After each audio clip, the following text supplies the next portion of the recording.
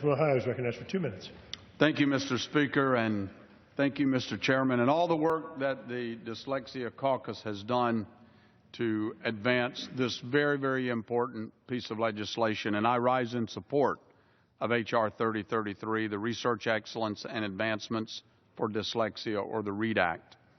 This important legislation would require that the President's annual budget to Congress specifically fund the research in disabilities education program of the National Science Foundation.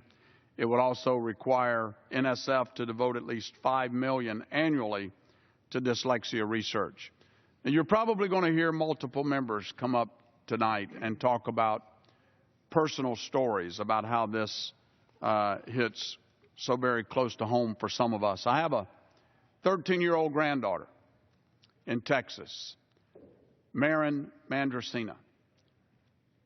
I've watched over the years as she and her mother and her dad have struggled to help try and identify the problems that she has with learning.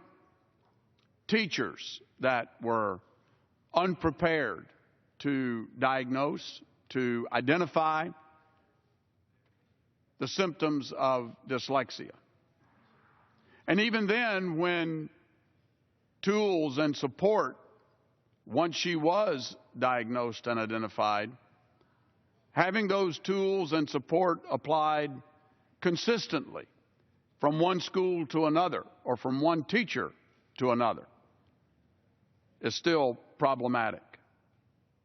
Today, Marin is a member of the National Honor Society because of the help that has been provided to her.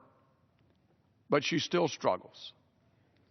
She's created a website on her own to draw attention to this important problem. And she's working hard to improve herself personally. I can't say enough about how proud I am of her and many others that are afflicted with this condition. And, Mr. Speaker, I urge my colleagues on both sides of the aisle to support H.R. 33, and with that, I yield back the balance of my time. Gentleman's time is